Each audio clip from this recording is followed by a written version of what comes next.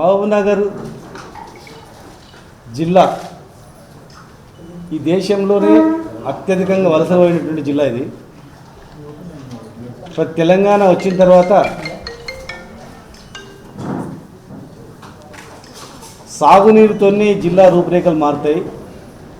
మనం బతుకుదెరువు వ్యవసాయం కనుక ఖచ్చితంగా పాలమూరు రంగారెడ్డి జిల్లా ప్రాజెక్టుతోనే ఇది కంప్లీట్ అయితేనటువంటి భావనతో ముఖ్యమంత్రి గారు మొదటగా జూరాల నుంచి అనుకున్న ఆ ఉన్న జూరాల నుంచి కోయిల్ సాగరు నెట్టెంపాడు అవే నింపలేకపోతున్నాం. మొన్న జనవరిలో పోయి చూస్తే కూడా బురద. కానీ ఈ రోజు వరకు కూడా శ్రీశైలం నుంచి మనం లిఫ్ట్ చేసుకునే అవకాశం ఉంది. ఇది ముందే పసిగట్టి అందరితో మాట్లాడి మరి పాలమూరు రంగారెడ్డి జిల్లా ప్రాజెక్టును 90% కంప్లీట్ చేసుకొని నార్లాపూర్, ఒట్టెం, ఏదుల, కరివేన, ఉదండాపూర్ వరకు టోటల్ కంప్లీట్ చేసుకొని ఒక 10%, 11% పనులు కాలువలు తవ్వితే నీళ్ళు వస్తాయనేటువంటి భావనతో టెండర్లు కూడా కాల్ఫర్ చేసి ఎలక్షన్స్ కాగానే ఇమ్మీడియట్గా పార్లమెంట్ ఎలక్షన్స్ లోపలే కంప్లీట్ చేసుకొని జిల్లాకు నీళ్ళు ఇవ్వటువంటి యజ్ఞంతో ముందుకు పోయిన సందర్భం మరి మీకు అందరూ తెలుసు. లేనిపోని హామీలు ఇచ్చి మరి హామీలు నమ్మి ఎన్నో హామీలు ఇచ్చింది. దానిలో మేము 2.5 సంవత్సరాలైనా కూడా ఎక్కడ వేసిన కొనుగోలు అక్కడనే ఉంది. ఒక 30 మంది చేయలేం లేదు. పాత బిల్లు ఇచ్చి ఇంత అయిందంతని చెప్తుండ్రు. మోటార్లు రెడీగా ఉన్నా జస్ట్ ఆన్ చేస్తే నిండిపోతాయి. ఆన్ చేస్తే 40-50 టీఎంసీ నీళ్లు రిజర్వాయర్లలో ఉంటాయి. గ్రౌండ్ వాటర్ ఎరుగుతుంది. చేపలు పెంచుకోవచ్చు. గొర్రెలకు, ఆవులకు మేత, అన్ని రకాల ప్రయోజనాలు ఉన్నా కూడా పెట్టిన మోటార్లకు కనీసం ఆన్ చేయ కూడా చేయలేదు. ఈరోజు వరకు కూడా నీళ్లు సముద్రంలో కలుస్తున్నాయి. కానీ ఇక మిగిలింది 1 సంవత్సరం. ఆ తర్వాత ఎలక్షన్ ఇయర్ వస్తుంది. 2 బడ్జెట్లు. ఈరోజు వరకు కూడా ఏం మొదలు కాలేదు కనుక ఇక లాభం లేదని ఖచ్చితంగా మనము నార్లాపూర్ టు ఉదండాపూర్ వరకు, కరివేన ఉదండాపూర్ వరకు పాదయాత్ర చేయాల్సిందే. జనాన్ని కదిలించాల్సిందే. కాంగ్రెస్ మెడలు వంచాల్సిందే. ఇమ్మీడియట్గా పనులు ప్రారంభించేటట్లు చేయాల్సిందే అనేటువంటి దాంతో ఈరోజు డిస్కస్ చేయడం జరిగింది. దాని డేటు అవన్నీ కూడా మళ్ళీ మేము కేసీఆర్ గారితో మా అధినాయకులతో మాట్లాడి మేము ముఖ్యులందరం కలిసి వెళ్ళి మాట్లాడి ఆ కార్యాచరణ అనేది ఎట్లాంటిది విధి విధానాలు మళ్ళీ ఒక రోజు ప్రకటిస్తాం. దానిపైన ఎక్కడ స్టార్ట్ అవుతుంది, ఎక్కడ ఎండ్ అవుతుంది, స్టార్టింగ్ ఎవరు, మధ్యలో ఎవరు, లాస్ట్కి ఎవరు, ఏదనేది అందరం మేము 14 మంది నియోజకవర్గాల నుంచి ఒకే తాటిపైన ఒకే ఎజెండా, రైతుల ఎజెండానే. రైతు బతుకుతూనే అందరు బతుకుతారు. ఒక రైతు ఎజెండా మీనే చేయాలని చెప్పని. మీన్వైల్ మధ్యలో కొనుగోలు కేంద్రాలు లేవు. కొనుగోలు కేంద్రాలు పెట్టమంటే లీడర్ల కొనుగోలు కేంద్రాలు పెట్టుకున్నాం. పంటలు ఎండిపోతున్నాయి. పండిన పంటకు గిట్టుబాటు ధర లేదు. కొనుగోలు కేంద్రాలు లేవు. రుణమాఫీ లేదు. సంచులు లేవు. 100 కిలోలకు 5 కిలోలు కొట్టేస్తుంది. 10 కిలోలు కొట్టేస్తారు. 100 కిలోలకు నువ్వు 100 కిలోలకు 10 కిలోలు కొట్టేస్తే ఇక మన రైతు ఎట్లా బతుకుతాడు? 3 నెలలు కష్టపడి పండిస్తే మళ్ళీ 4 రోజులు మార్కెట్లో ఉండాల్సి వస్తుంది. పడిగాపులు కాసుకుంటా. సంచులు లేవు. లారీలు లేవు. ట్రాన్స్పోర్టేషన్ లారీలు లేవు. అస్తవ్యస్తంగా ఉంది. రాష్ట్రం మొత్తం కుక్కలు చింపిన ఇస్తరాకులా చేసి పడేసారు రైతులని. దొరల్లాగా బతికిన వాళ్ళు బిచ్చగాల టైప్ అవుతుంది. కాళ్ళ మీద రాజులాగా బతికిన రైతు ఇలా బిక్కును ముఖం వేసుకొని బతుకుతుంది ఇలా. కనుక దాని మీద అది కూడా ఒక కార్యాచరణ. ప్రధానమైనటువంటి ప్రాజెక్టు 12.5 లక్షల ఎకరాలకు నీళ్ళు ఇచ్చేటువంటిది. పాలమూరు, రంగారెడ్డి, నల్గొండలు కలిపి ఒక్క పాలమూరులోనే 10 లక్షల ఎకరాలకు నీళ్ళు ఇచ్చేటువంటిది సుమారుగా.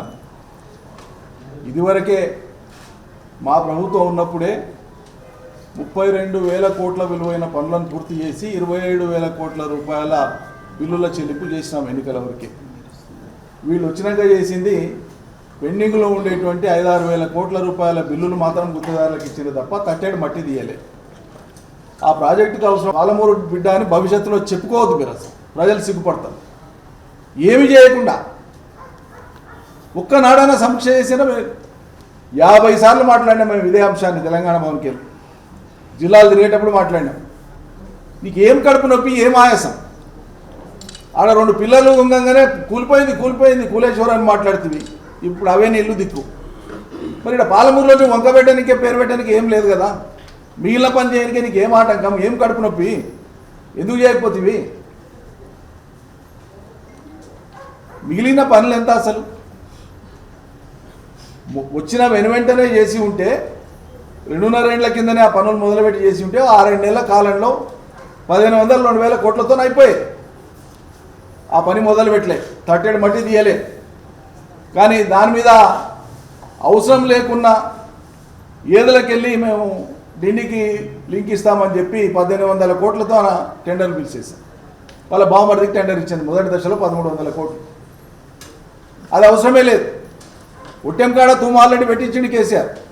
ఒట్టెం రిజర్వాయర్లోకి వెళ్ళి తూము పెట్టిండ్రు. ఆ తూములోకి వెళ్ళి 1/2 TMC వాటర్ పోయేటువంటి విధంగా పోతిరెడ్డిపల్లి వాగులో తీసుకొని పోయి దుందుపి వాగులో పెద్ద వాగులో పడేస్తే ఉల్పర దగ్గర బ్యారేజ్ కట్టుకుంటేనంటే అవతల ఆల్రెడీ కేసీఆర్ చేయించినటువంటి పనే డిండికి సంబంధించినటువంటి కాల్వ డిండి కాడ నుంచి పని కంప్లీట్ అయిపోయింది.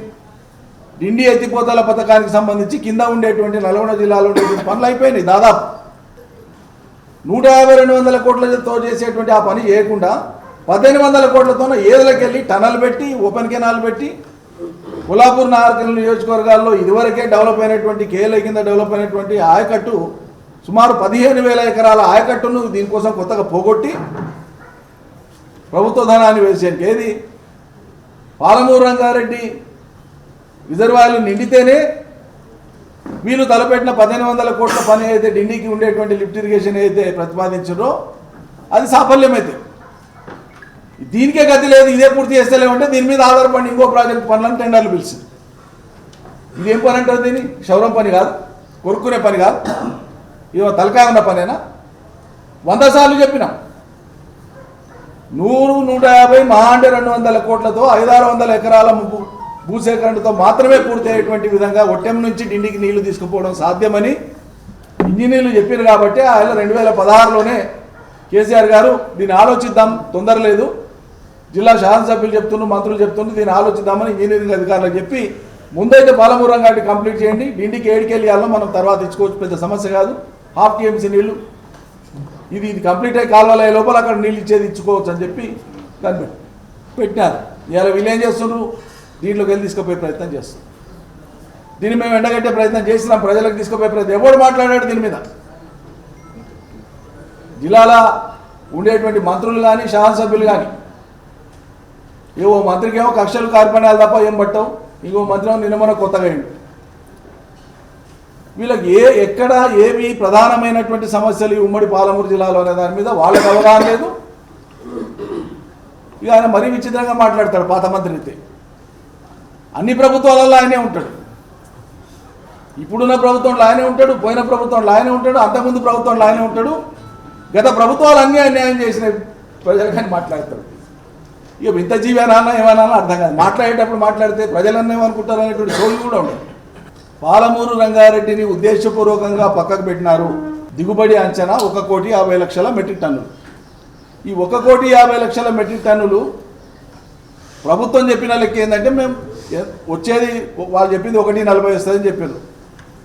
సరే 1,40, 1,50 పక్కకు పెడితే 90 లక్షల మెట్రిక్ టన్నులు మేము సేకరిస్తామని పౌర సరఫరాల శాఖ మంత్రి చెప్పాడు. ఇవాళకి 20-25 లక్షలు కూడా సేకరించలేదు. పోయిన వారం నేను లెక్క తీసుకుంటే 14 లక్షలు, ఈ రోజుకి పెరిగితే ఇంకొక 4-5 లక్షలు 5-6 లక్షలు పెరిగింది. కానీ మంత్రి ఏం చెప్తుండ్రు? మేము 34 లక్షలు సేకరించిన. అప్పుడు ఏం చెప్తున్నాం? మంత్రి చెప్పిన లెక్క ఒకవేళ కరెక్ట్ అని కొద్దిసేపటికి అనుకుంటే కూడా ఇక 15 రోజులు 20 రోజులు అయితే తొలాటే వస్తుంది. ఇక నువ్వు సేకరించేదేడా పోసేదేడా ఏం చేస్తావు? 90 లక్షల మెట్రిక్ టన్నులు నువ్వు చెప్పినటువంటి 90 లక్షల మెట్రిక్ టన్నులో ఇవాళకి 34 లక్షల మెట్రిక్ టన్నులే ఒకవేళ నువ్వు చెప్పిన లెక్కనే కరెక్ట్ అనుకుంటే కూడా మరి అలా ఏ జిల్లాలో చూసినా వేల లారీలు షార్టేజ్ ఉంది. లారీలు లేవు. నెల రోజులు 20 రోజులు 15 రోజులు రైతులు కళాల కాడ పడిగాపులు కాస్తున్నారు. గోనె సంచులు లేవు. గోనె సంచులు లారీలు ఉంటే హమాలీలు లేరు, అజమాయిషి లేదు. ఇక్కడ అసలు ప్రధానంగా లోపం ఏంటంటే ట్రాన్స్పోర్ట్ ఏవైతే ఉంటుందో చాలా కీలకమైన అంశం. ట్రాన్స్పోర్ట్ ఏదైతే ఉంటుందో ఈ ట్రాన్స్పోర్ట్ టెండర్లు అనేవి కుమ్ముక్కై ప్రజాప్రతినిధులు కుమ్ముక్కై అధికారులు కుమ్ముక్కై టెండర్లను ఎక్కడికక్కడ అనర్హులకు ఇచ్చిన జిల్లా నాయకులందరూ కలిసి చర్చించి కార్యక్రమాన్ని రూపొందించినారు. దీని త్వరలో ప్రకటిస్తాం. రెండు ప్రధానమైనవి, ఒకటి పాలమూరు రంగారెడ్డిని పూర్తి చేసి ఫలితాలు వెంటనే ఇవ్వాలి, ఇప్పటికే జాప్యమైంది, ఇంకా జాప్యం చేయడానికి వీల్లేదనేటువంటి ఒత్తిడి తీసుకురావడం. రెండు, కొనుగోళ్లలో ప్రభుత్వం యొక్క వైఫల్యాన్ని ఎండగడుతూ రైతులకు బాసటగా నిలవడం. ఈ రెండింటి మీద తక్షణం కార్యాచరణలోకి పోతాం. Thank you.